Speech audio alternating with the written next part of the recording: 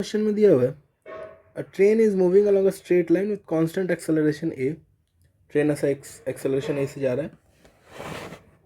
A boy standing in train throws a ball forward with speed 10 metre per second at an angle of 60 degree to the horizontal. और यहाँ कुछ लिखा नहीं है तो अपने को ये मानना पड़ेगा कि ये जो स्पीड और एंगल दिया है this is with respect to the train. ठीक है, और ट्रेन की स्पीड अगर कुछ थी तो उसके रेस्पेक्ट में ये स्पीड है और उसके रेस्पेक्ट में ये एंगल है। ठीक है, तो ये बॉय ऐसा बॉल फेंक दिया 10 मीटर पर सेकंड की स्पीड से at an angle of 60 degree.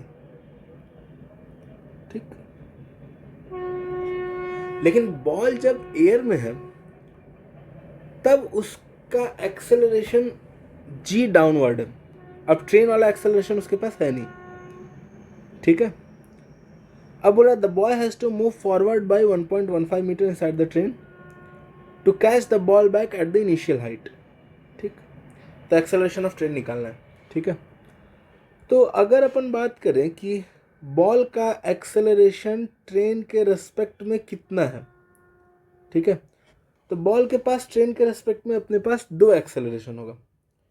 एक तो जी वर्टिकली डाउनवर्ड जिसको अपन direct 10 metre per second square लिख दे रहे हैं, और एक ट्रेन का एक्सेलरेशन चूंकि आगे की तरफ ए है तो बॉल का यहाँ पर हम लिख करके निकाल भी सकते हैं acceleration of ball with respect to train is acceleration of ball with respect to ground और minus acceleration of train with respect to ground.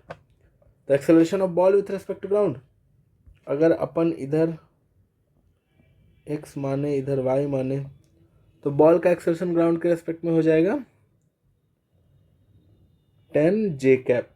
ठीक, और ट्रेन का एक्सेलरेशन ग्राउंड के रेस्पेक्ट में तो ये हो जाएगा, ट्रेन चूंकि आगे की तरफ मान लेते हैं इधर जा रहा है तो ये हो जाएगा माइनस ए आई कैप।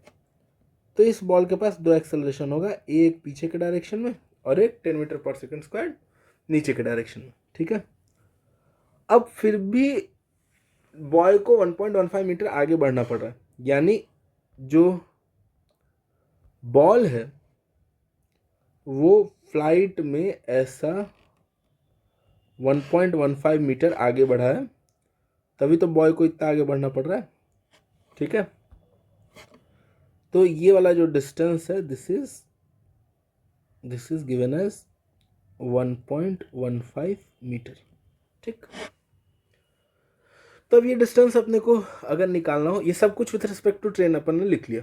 ठीक है, अब अगर इक्वेशंस लिखना हो तो अपने पास क्या लिखेंगे, तो x में बॉल के लिए लिखेंगे, x में जो डिस्प्लेसमेंट है दैट इज 1.15 मीटर, x बराबर ut, तो u इज 10 cos 60 यानी 5 इंटू टी और minus half a t square. X में भी अभी एक्सेलरेशन है विथ रिस्पेक्ट टू ट्रेन। ठीक है, तो एक इक्वेशन अपने पास ये हो गया, और एक इक्वेशन y के लिए लिखेंगे तो y में हो जाएगा अपने पास 10 का साइन 60,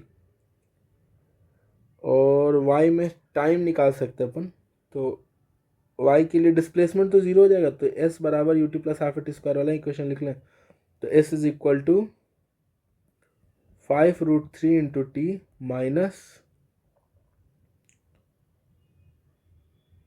या फिर इसी में माइनस लगा सकते हैं, माइनस 5√3 इंटू टी, क्योंकि अपन नीचे y एक्सिस माने, तो minus 5√3 into T plus half 10 T square. तो यहाँ से डायरेक्टली टी आ जाएगा, टी अपने पास कितना आ जाएगा 5√3, टी आ जाएगा √3 सेकेंड, एंड जैसे ही टी आ गया तो इस 2 में से उठा करके 1 में पुट कर देंगे टी को, तो अपने पास हो जाएगा पुटिंग इन